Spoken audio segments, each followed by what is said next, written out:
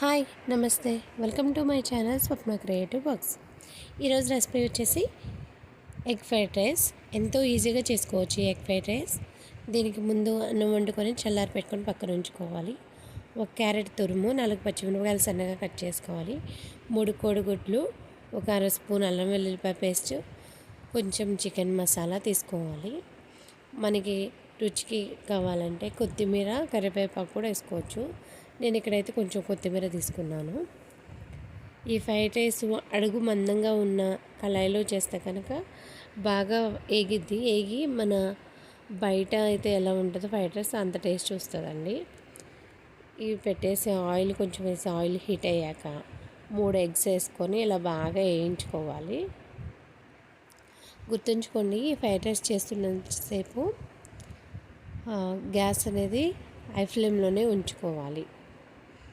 Medium ఫ్లేమ్లో పెడితే ఏంటంటే ఫ్రైడ్ రైస్ వేగకుండా అన్నం మెతుకు అనేది మెత్తగా అయిపోతుంది. కాబట్టి హై ఫ్లేమ్లోనే ఉంచుకోవాలి. ఇక్కడ ఎగ్స్ అనేవి వేగిపోయినాయండి, నేను పక్కకు తీస్తున్నాను. కావాలంటే మనం ఇలా పక్కకు తీయకుండా కూడా పచ్చిమిర్చి చేసుకోవచ్చు. నేనైతే పక్కకు తీసేసి కొంచెం ఉంచి అందులో ఎగ్ అనేది ఆయిల్లోనే ఈ పచ్చిమిర్చి వేసి వేయించేసుకుంటున్నాను. పచ్చిమిర్చి కూడా ఎంత బాగా వేగితే అంత స్పైసీనెస్ అనేది ఉంటుంది. ఫ్రైడ్ రైస్ వేగకపోతే కనుక పచ్చి వాసన వస్తుంటుందండి. సో ఇలా బాగా తిప్పుకుంటూ ఉండాలి.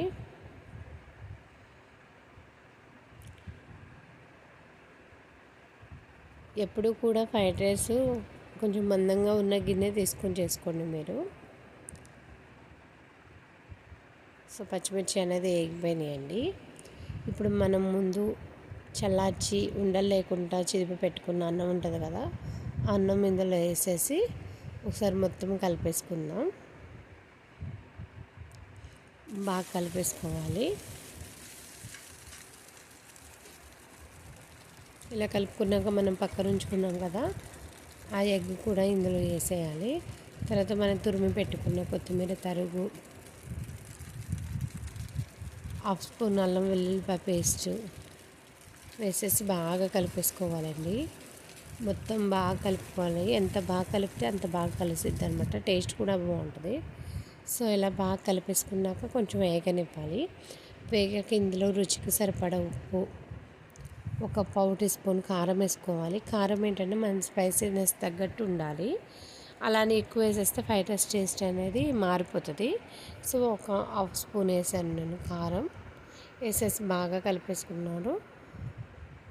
బాగా వేగిపోయింది. వేగిపోయాక ఒక స్పూన్ చికెన్ మసాలా వేసానండి. ఇది మెయిన్ అనమాట ఈ ఫ్రైడ్ రైస్లో. చిటికెడు టేస్టింగ్ సాల్ట్ వేసా. అసలు నేను ఎప్పుడు వేయను, ఈరోజైతే టేస్ట్ బాగుంటుంది కదా ఒకసారి ట్రై చేద్దామని వేసాను.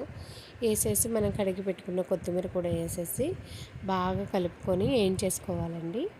ఇప్పుడు మనకి ఎంత డ్రైగా కావాలి, మెతుకు అనేది ఎంత గట్టిగా కావాలంటే అంత బాగా వేయించుకోవాలి.